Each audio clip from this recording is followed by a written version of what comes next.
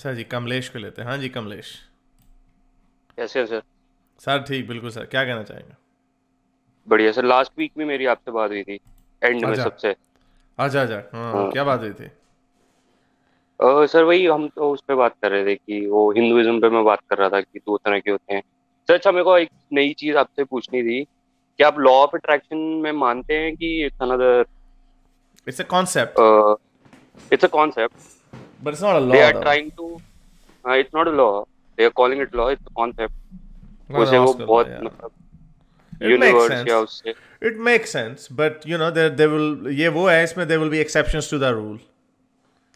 हम्म। या फिर कि इन द एंड अनफॉल्सिफाइबल है एक्शन ये। Needs to be taken. Hmm. Hmm. Hmm. अच्छा सर, अब मेरे को ना एक बात करनी थी कि एवोल्यूशन के ऊपर कि हम ह्यूमन बीइंग इवॉल्व हुए, राइट? उसके बाद हम एक सर्टेन हम में रेसेस बढ़ गई, right? On the basis of colour. Let's just focus on colour right now, और भी होंगी, आई एम श्योर।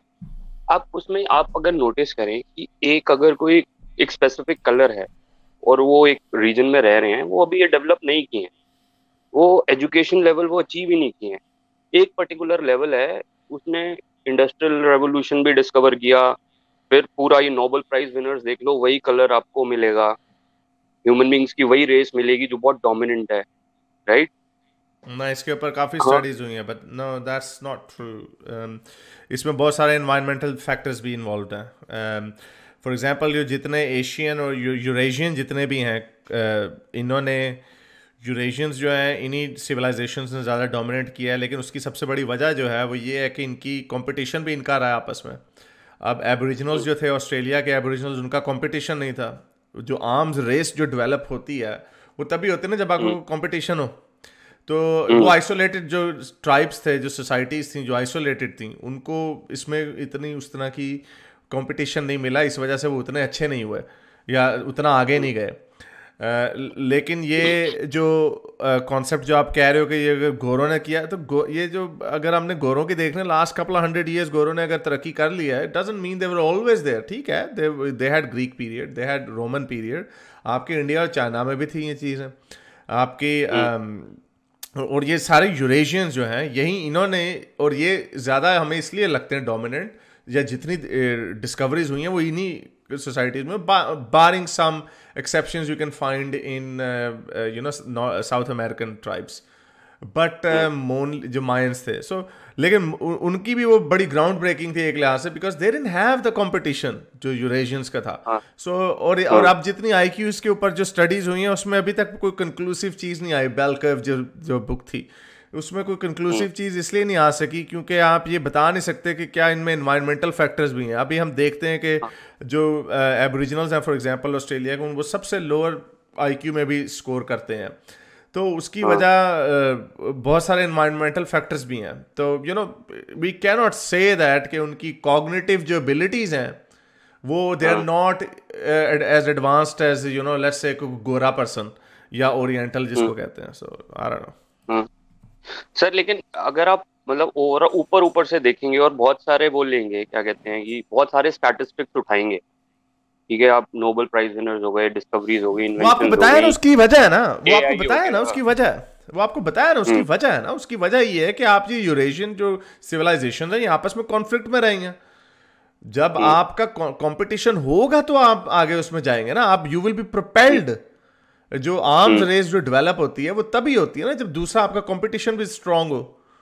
हम हम्म। क्रिकेट की टीमें अच्छी तब कब बनती हैं जब आपका डोमेस्टिक सर्किट अच्छा होता है, उनका करेक्ट। मुकाबला सही होता है। So that's the no reason doubt. कि आपको ये मिला। और ये लास्ट 200 ईयर्स जो हैं, दे बिलोंग टू वेस्ट। लेकिन बीच में नो। आपके पास में बहुत सारी डिस्कवरी जो उस वक्त के हिसाब से, वो भक्त तो और लेवल पे ले जाता है ना, oh we discovered MRI machine वगैरह, वो तो और चल। बट हिस्टोरिकली आपकी जो इंडियन सिविलाइजेशन में, जो चाइनीज सिविलाइजेशन में, इवन अरब सिविलाइजेशन में पोस्ट इस्लाम जो डिस्कवरीज हुई, they they all played their role. उन सब का अपना अपना हाँ। रोल था। लेकिन अब जो है, अब हु नोज कि 21st सेंचुरी चाइना की हो, maybe in the latter part India की हो। सो ये तो वक्त हम्म। बताएगा ना। तो बट लेकिन इसमें ये नहीं है कि हम ब्राउन है तो हमारे दिमाग छोटे हैं, या चीनियों, अब सबसे ज़्यादा आईक्यू किस फ्रंट पे है? सबसे ज़्यादा जो चाइनीज़ या हांगकांग के लोग, हांगकांग सिंगापुर के लोग सबसे ज़्यादा स्कोर करते हैं।